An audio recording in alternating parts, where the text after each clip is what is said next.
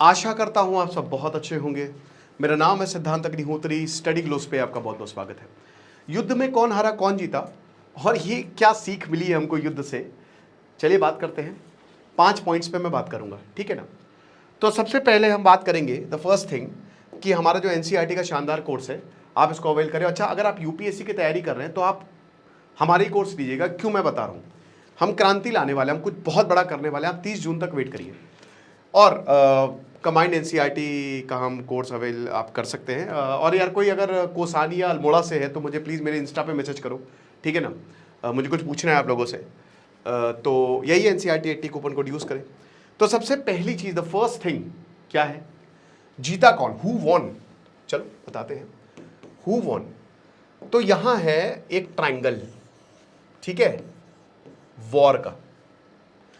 इधर बैठा है ईरान, इधर बैठा है इजराइल, ओके, और ये है अमेरिका।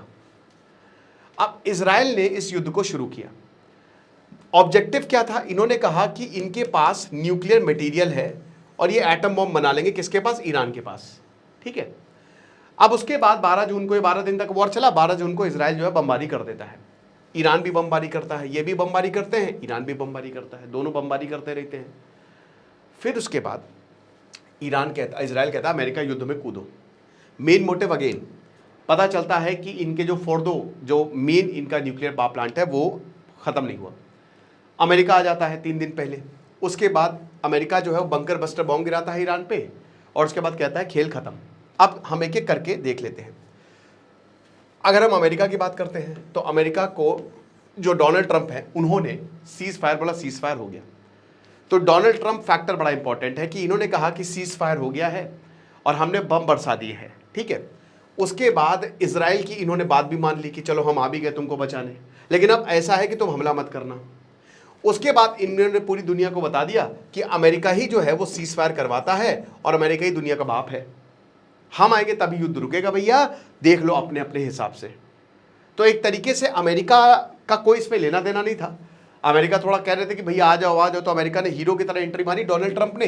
और इनका जो मेन ऑब्जेक्टिव है पीस प्राइस का, और उसके बाद फिर जो ईरान में घुसने का, और उसके बाद फिर ईरान में ये टेबल पे लाने का, वो इनका ऑब्जेक्टिव पूरा हो गया। अमेरिका का ऑब्जेक्टिव पूरा। अच्छा, इजराइल का क्या ऑब्जेक्टिव था? इजराइल का ये ऑब्जेक्टिव था कि अमेरिका जो है वो युद्ध में आया, तो अमेरिका जो है वो युद्ध में आ गया, ठीक है। अमेरिका युद्ध में आ गया। उसके बाद इनका मेन ऑब्जेक्टिव ये था कि इनका न्यूक्लियर प्रोग्राम जो है वो तबाह किया जाए। अब कहते हैं कि इनका न्यूक्लियर प्रोग्राम तबाह हो गया, इजराइल खुश। फिर उसके बाद इजराइल को यह भी पता था कि हम बहुत लंबे समय तक युद्ध नहीं चला पाएंगे, तो जल्दी से जल्दी युद्ध को खत्म करो। सीज फायर जरूरी है क्योंकि ईरान मार रहा है और इस बार इजराइल में लोग मरे हैं। आयरन डोम पूरी तरीके से इफेक्टिव नहीं हुआ है, ओके। तो लॉन्ग टर्म अनस्टेबिलिटी। फिर उसके बाद ये भी हो गया, रिजीम चेंज नहीं हो पाई, जो कि अमेरिका और ईरान, अमेरिका और इजराइल दोनों कह रहे थे। इजराइल को दोस्तों इस युद्ध में ज्यादा कुछ मिला नहीं। अब आते हैं हम ईरान के ऊपर। भाई देखो, इजराइल भी सेलिब्रेट कर रहा है बहुत कि हाँ हम जीत गए, जो हमारे ऑब्जेक्टिव थे हमने पूरे कर लिए, और ईरान ने सीज फायर किया है।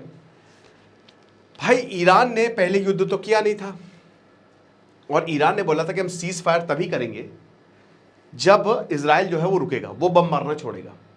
तो इजराइल ने बम मारना छोड़ा, ईरान रुक गया। दूसरा, इनका न्यूक्लियर प्रोग्राम तबाह हुआ नहीं। 400 किलो यूरेनियम अभी भी इनके पास बचा है। तो जो न्यूक्लियर प्रोग्राम, जो इजराइल ने इतने पैसे खर्च कर दिए, अमेरिका ने इतना ज्यादा पैसा खर्च कर दिया, ठीक है, आप देख लीजिए कुछ नहीं हुआ। सिविलियंस 1000 के करीब मरे हैं। ईरान की इमेज बनी दुनिया में, ठीक है, सिंपैथी गई ईरान को लेकर कि कोई ईरान के साथ नहीं खड़ा है, और पूरे लोगों की, पूरे इस्लामिक वर्ल्ड की, दुनिया की सिंपैथी रही ईरान को लेकर। और उसके बाद अब ये बोल रहे हैं कि हमने यूरेनियम अलग जगह जो है वो शिफ्ट कर लिया है, हमारा न्यूक्लियर प्रोग्राम भी तबाह नहीं हुआ, तुमने फालतू में मार दिया, और अब तो हम न्यूक्लियर बम बना देंगे क्योंकि अब हमको तुम्हारे ऊपर भरोसा नहीं है। टेबल पे आएगा तो ईरान के पास ज्यादा बार्गेनिंग पावर रहेगी। तो दोस्तों, भले ही तीनों सेलिब्रेट कर रहे हैं, लेकिन मेरे हिसाब से इसमें सबसे ज्यादा फायदा ईरान का हुआ है। पहली बात, ईरान को दुनिया का असली चेहरा भी देखने को मिल गया। तो सबसे पहला जो दूसरा पॉइंट में इसी से रिलेटेड है कि जियो politics is funny. Jio politics ना, इसको कहता है रियल पॉलिटिक, ठीक है ना। भाई हो क्या रहा है, अमेरिका ईरान पर हमला करने से पहले बता देता है और 1 महीने से चिल्लाता है कि हम हमला करेंगे, ये पूरी खबर फैल जाती है। उतने में ईरान अपना न्यूक्लियर मटेरियल हर जगह निकाल लेता है।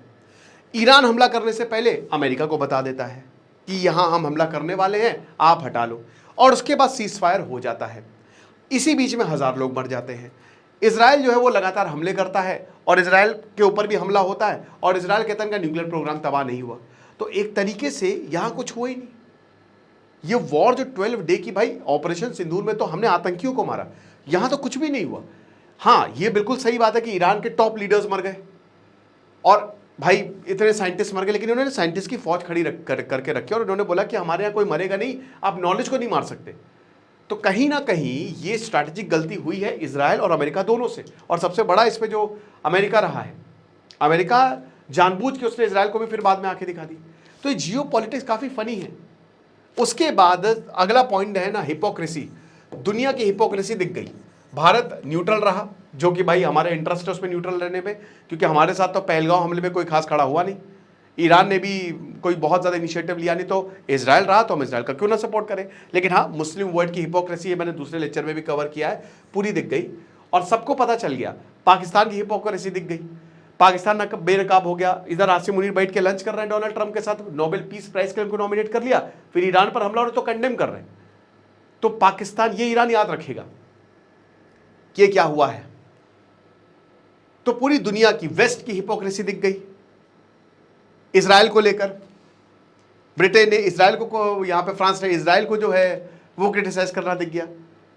और अमेरिका की तो हिपोक्रेसी है ही है। अमेरिका के जो, अब जब तक डोनाल्ड ट्रंप रहेंगे, हर घंटे अमेरिका के जो डिसीजन है वो बदलेंगे। तो तीसरा पॉइंट ये है, इस सबसे बड़ी जो युद्ध से सीख मिली है ना, कि you can not trust USA. You can not trust USA, कभी कभी भी, नेवर एवर, ठीक है। और अमेरिका बहुत डेंजरस है, खतरनाक है। इसी युद्ध के दौरान आर्मी डे में, चलिए गए नहीं वो, मुझे लगता बुलाया ही होगा आसिम मुनीर को, हो सकता है खड़े भी 4 दिन के दौरे पर गए। आसिम मुनीर को बुलाया, जो कि भारत के खिलाफ, आपको पता ही क्या कह रहा है, लंच कराया बैठाल के। पाकिस्तान को फिर वही 1980s एरा में ढकेलने की कोशिश की गई। तो एक तरीके से वो सारे काम किए गए जो एंटी इंडिया हो, और वो सारे काम किए गए जिससे आपस में लोगों को लड़वाया जा सके। अमेरिका ने ये सब किया। अब ईरान के पीछे तो चाइना खड़ा था, लेकिन गाजा के पीछे तो कोई नहीं खड़ा है, वहां कोई बात नहीं सुन रहा है। तो वो लास्ट पॉइंट जो, the power is important, super important, ये सारे देशों को बात समझ में आ गई है कि जितना ज्यादा ताकतवर हो सको हो लो। ये लेसन ऑफ द वॉर है, और ये सबसे बड़ा लेसन है इस वॉर में, कि जितना ज्यादा ताकत बढ़ा सकते हो बढ़ा लो। न्यूक्लियर बॉम्ब ले आओ, जितने बॉम्ब ला सकते हो बना लो, हथियार के जखीरे बना लो, क्योंकि you are on your own. जब युद्ध होगा तो कोई बचाने नहीं आएगा तुमको। और वो बाकी देशों पे भी भरोसा ना करो। चाइना ने भले ही कितना बोला, लेकिन वो युद्ध में नहीं कूदा। रशिया ने बोला कि हमने तो स्ट्रैटेजिक पार्टनरशिप दी थी, लेकिन हमने कोई ऐसा नहीं है कि हमने इनको डिफेंस सिस्टम पे कोई स्ट्रैटेजिक पार्टनरशिप हो। ईरान को झटका लगा। इजराइल के साथ तो अमेरिका खड़ा है, और इजराइल खुद भी ताकतवर है। रिपोर्ट भी आई थी कि ज़्यादा दिनों तक इजराइल के हथियार नहीं चलेंगे, लेकिन ये बिल्कुल सच बात है कि आपको पावर बढ़ानी है, और वर्ल्ड ऑर्डर अब पावर पे चलेगा। वर्ल्ड ऑर्डर का मतलब कुछ नहीं है, जिसके पास ताकत है वही अपनी चलाएगा। अमेरिका के पास ताकत है तो अमेरिका अपनी चलाएगा। तो ये 5 पॉइंट में मैंने आपको बताने की कोशिश किया, और मैंने ये बताया कि इसमें जीता कौन। मेरे हिसाब से इसमें सबसे ज़्यादा फायदा, वैसे तो तीनों क्या, दोनों देश अपनी विक्ट्री क्लेम कर रहे हैं, विक्ट्री सेलिब्रेशन शुरू हुए हैं, बट ईरान जो है उसको ज़्यादा अपर हैंड इसमें मिला है। ठीक है, आपको क्या लगता है आप मुझे बताइएगा। खुश रहिए, पढ़ते रहिए। दिस इज सिद्धांत अग्निहोत्री, साइनिंग ऑफ।